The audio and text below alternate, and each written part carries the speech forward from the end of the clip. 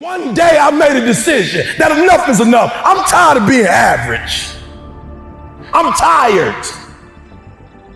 I'm tired of being good. I'm tired. I want to go to the dealership and buy the best car. I want to move to the nicest neighborhood. I want to fly first class. I want to go to Hawaii. I want to go to Australia. I made a decision. Enough is enough. It's showtime. Will a real Eric Thomas please stand up? Some of you in the room right now, you are where you are. You're giving 60% when you have 120 in you. Why? Because you've never made a decision. Shh, there are those of you in this room, you already there. Your problem is this and stuff you don't want to give up to go on. You're talented. You just don't want to give up sleep.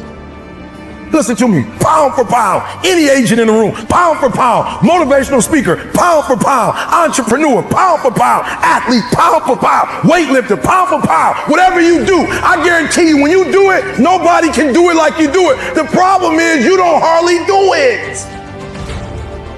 You love sleep too much. You love that alcohol too much. You love that substance too much. You love that vice too much. There's something that you love more than yourself, than your dreams, than your goals. Watch what happens when you have a goal that only has 2 reasons. See how long that lasts.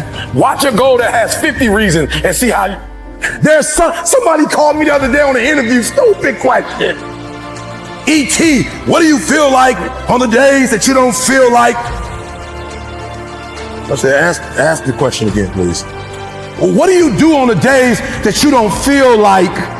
So I'm gonna be honest with you, I'm way past that. Every day I feel like. Every day I feel like eating. Every day I feel like giving my wife the best life.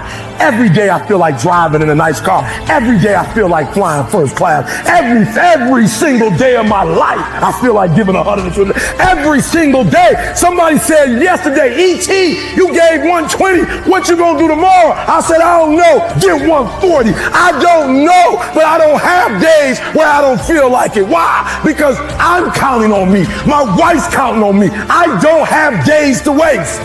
No more 50%, no more. No more 70%, no more. I want to say 85 and climb it. I got to commit my very being to this thing. I got to breathe it. I got to eat it. I got to sleep it. And until you get there, you'll never be successful in life. But once you get there, I guarantee you, the world is yours. So work hard and you can have whatever it is you want. And when I went to college, guys were way smarter than me. 4.0s, 3.0, they went to the Ivy League high schools, came to Oakwood from these great high schools. Most of them are not doing what I'm doing. Why? Because it's not about where you come from. It's about heart. You come to a place where, being smart ain't enough. You got to have heart. Don't go to sleep until you succeed. There are a lot of people that are sitting around waiting for something to happen. Now, what you going to do about it? We're getting out of college and we haven't the faintest idea what we want to do. So I always ask the question, what would you like to do if money were no object? How would you really enjoy spending your life? Well, it's so amazing. As a result of our kind of educational system, crowds of students say, well, we'd like to be painters, we'd like to be poets, we'd like to be writers, but as everybody knows, you can't earn any money that way. Or another person says, well, I'd like to live an out-of-doors life and ride horses. I said, do you want to teach in a riding school? Let's go through with it. What do you want to do? When we finally got down to something which the individual says he really wants to do, I will say to him, you do that. And forget the money. Because if you say that getting the money is the most important thing, you will spend your life completely wasting your time. You'll be doing things you don't like doing in order to go on living, that is, to go on doing things you don't like doing, which is stupid. Better to have a short life that is full of what you like doing than a long life spent in a miserable way. And after all, if you do really like what you're doing, it doesn't matter what it is, you can eventually turn it, you could eventually become a master of it. The only way to become a master of something is to be really with it. And then you'll be able to get a good fee for whatever it is. So don't worry too much. Somebody's interested in everything. And anything you can be interested in, you'll find others who are. But it's absolutely stupid to spend your time doing things you don't like in order to go on spending things you don't like and doing things you don't like. Wake up from your dream and make your dream a reality. Wake up. Wake up and understand the significance of the purpose that you have within yourself. Understand that if it's something that you are truly ultimately seeking in your life, then you got to go after it. There are a lot of people that are sitting around waiting for something to happen. Now, what you going to do about it? How are you going to go about doing the things that are necessary to get you where you need to be in your life? Everybody has a dream, but how much are you applying to that dream? How far are you pushing that dream? When are you going to realize that the dream is not going to work by itself? You got to have the ability to rise up and push yourself and believe in yourself and make that dream a reality. What's your why? If I don't give y'all nothing else, you better start that. What's your why? You know why I do what I do, and I do it so passionately? Because my grandfather was a high school dropout. My father was a high school dropout. I was a high school dropout, and we about to break the cycle. I do what I do so my son won't have to go through what I went through. When I was at the football game, my old dude wasn't with me. I saw other kids with their father. I said, that'll never happen to me. I do what I do because my daughter says she's going to Harvard. It ain't even about y'all. I'm about to come here and blaze y'all. Why? Because I'm trying to get you all the NFL. I ain't about to miss this opportunity. This is the first NFL team I've ever done in my life, and I'm about to lick it. I'm about to give everything I got, and I will know if I don't get another gig, it won't have anything to do with the fact that I didn't put everything on the field. What's your why? Why do you wake up in the morning? Why do you put on that jersey? Why do you go out and practice? Why? I gotta commit my very being to this thing. I gotta breathe it. I gotta eat it. I gotta sleep it. And until you get there, you'll never be successful in life. But once you get there, I guarantee you, the world is yours. So work hard, and you can have whatever it is you want. I want you at 85 and climbing. If you're at 80, I want you at 90, and I mean moving rapidly. It's not rocket science. And the universe is not responding to you correctly because your body language sucks. Your spirit sucks. It's defeated. And I need you to give me that 120. I need you to give me that everything you do. I need you to start giving me that 120 in everything you do. Bring it all together. Bring all the energy, all the passion, bring it all together and dominate. I got an opportunity to make a dream become a reality. When you want to succeed as bad as you want to breathe, then you'll be successful. You have to give it everything you got. No more TV, no more parties, no more playing. If you don't have a 4.0, what you need to be doing is studying. Get off the phone. Sorry, I'm not available until the end of this year. No, I'm for real. You reached the right number, but you called me at the wrong time. Call me back January 1st. I'm about to get busy now. Stop being this high school dropout.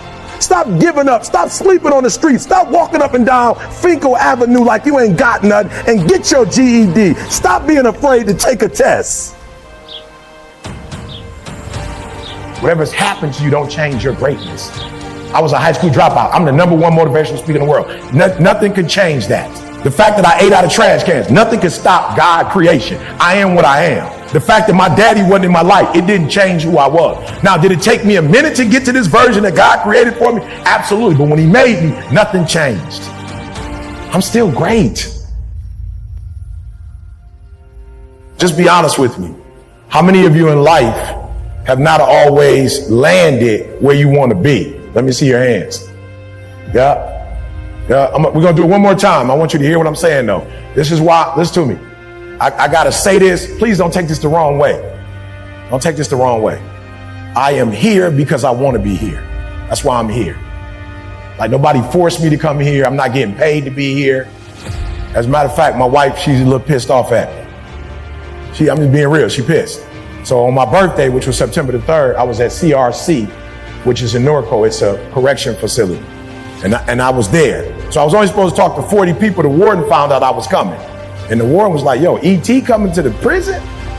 Okay, everybody got to be, like, whatever you're doing, forget it. E.T. coming, like, y'all might not know who he is, but I'm the warden. I've been following E for the last 10 years. I've been doing this since 2006 for free. So I got like enough videos for people to watch. A lot of people say they watch my videos when they were in a dark place, and it got them out of a dark place. I've been doing this since 2006 for free. I thought you said you charge corporate. That's different. That's different. They different. They're not us. Okay. They on the other side. They got, all right. That's a total different thing. Okay. So I'm here because I want to be here, but I want to be here because I wasn't always here. I didn't always know my North Star. And I ended up some places that I didn't want to be. I ended up homeless at 16. That's not where I wanted to be. Listen to me very closely. I was 16 years old. I wasn't in California. I wasn't in Southern Cal homeless. I was in Detroit homeless. I don't know if anybody been to Detroit before. Anybody know about Detroit? Okay. You know about January, February, March? Okay, let me just say this to you. If you don't, most of you couldn't probably survive in that kind of weather, homeless. You talk about 10, 15 degrees minus. You talk about 10, 12 inches of snow. I was a kid living in abandoned buildings, eating out of trash cans. Listen to me, that wasn't the bad part. The bad part was I never planned it. It would have been one thing if I'd have been homeless and I had a plan for it. Like, you know, people go camping, they just go out no man's land, they eating trees, they plan that. They got the little backpack, they got the little hiking boots. I didn't plan on being homeless. I didn't plan on, at 17, not being able to really read or write. I didn't plan on that. I didn't plan on getting caught with dudes that sold dope, went to jail, stole cars, murdered people. I didn't plan on being in that environment. So I know what it's like.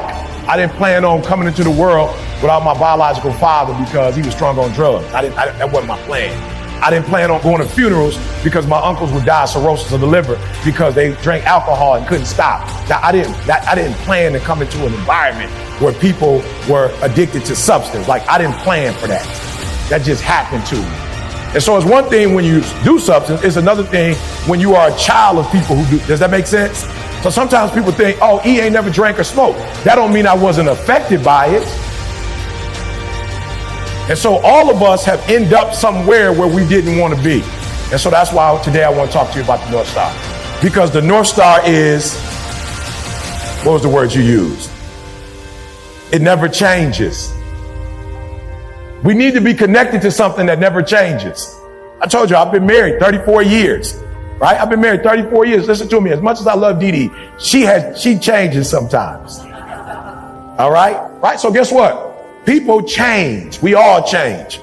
But we need to find something in our lives that's stable so that when things aren't stable, we can at least look up to it and get back to stability.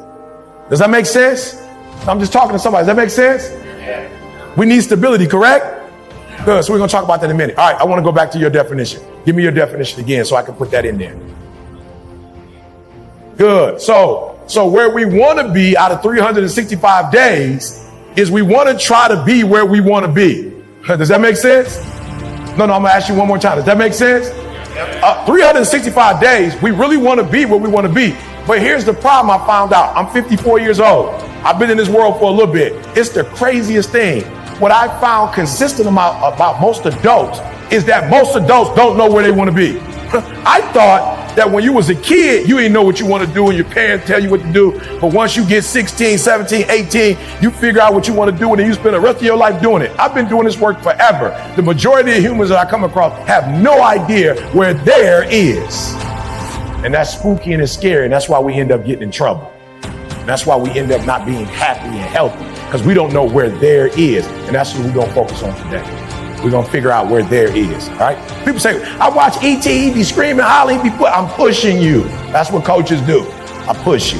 And I love my work because I'm pushing you to get where you want to be. I ain't no car salesman. I ain't trying to push you to buy my car. I'm not trying to push you to get in the program. God has blessed me. I speak for a living. They pay me $100,000, $200,000. I speak a lot, right? I speak a whole lot. So I make money. So when I come to you, I don't got to sell you nothing. Somebody was like, E, you ain't got your books? Bro, go to Amazon, get it. I'm good on that. I'm good on that. I'm not here to sell you anything. What I am here to do is help you with you. And that's why I can push you, because I feel very comfortable pushing you to your greatness. How many people in the room feel like you're great? Let me be honest. Anybody in the room feel like you got greatness in you? To be honest. Yeah? No, do me a huge favor. Like, we're not going to just do the hand raising thing today. Listen to me very closely. Some of you are not where you're supposed to be in life because you really don't believe you great. You believe in the concept of greatness. You don't believe you great. And you are. And you need to start acting like you great. So let me tell you what that means. So when I travel, like when I fly, how do I fly when I fly for a corporation? Yeah, private or I feel like I'm great at what I do. I'm great. And I'm just being real. I feel like I'm great. Like I really do. Now, how do they want me to fly? They want me to fly coach.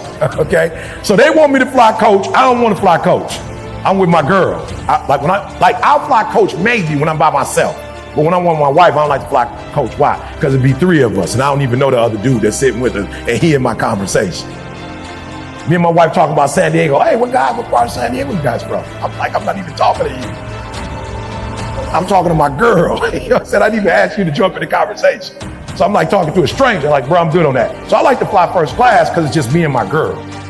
Right? And I don't know how long she got to live. So I'm not disrespecting a stranger. I just don't know you. And with MS, I don't know if she's going to be here another 3 years, another 5 years, if she here a couple days. So when we're together, I want to be with, this ain't personal against you, bro. I don't even know you. So I fly first class so the two of us can just talk. We can watch the movie at the same time. We can do our thing. Does that make sense? Because I have my own North Star. Right? So I feel like I'm great. So I want to fly first class. Where do I want to stay do I want to stay at the CEO's house when I get there? Nah. If I can stay at a penthouse, if they got a penthouse, president's suite, yeah, why? Because I don't know how much time we got left. So I'm not upset. He has a North Star. I have a North Star, but he feel like he great. I feel like I'm great. So I want you to treat me the way I feel. I feel great. So I don't want to stay in a room that's not great. I want to be in a room that's great. I want to go to a great hotel. I want to go to a great restaurant. I want a great experience. Does that make sense? So, but when I was first started speaking and I didn't believe in myself, how would I travel? You can put me on the Greyhound, bro. I wasn't tripping. You can put me on the Greyhound. Like, now I didn't want to be on the Greyhound, but I felt how? I felt like I wasn't that deep as a speaker. I wasn't that deep as a person. I'm a high school dropout. I lived in abandoned buildings for 2.5 years. I was just excited that somebody thought I was good. But then as I grew up and found my North Star and realized I was great, I was like, oh, no, I'm not going to tell you how to treat me. I'm sorry. I'm not going to let you tell you how to treat me. I'm going to tell you how to treat me. Does that make sense? So I need y'all to realize before we get out of here how great you are. It doesn't matter. Listen to me. Okay. Somebody tell me their favorite car. What's your favorite car? What's the name of it? McLaren is your favorite car? Your car?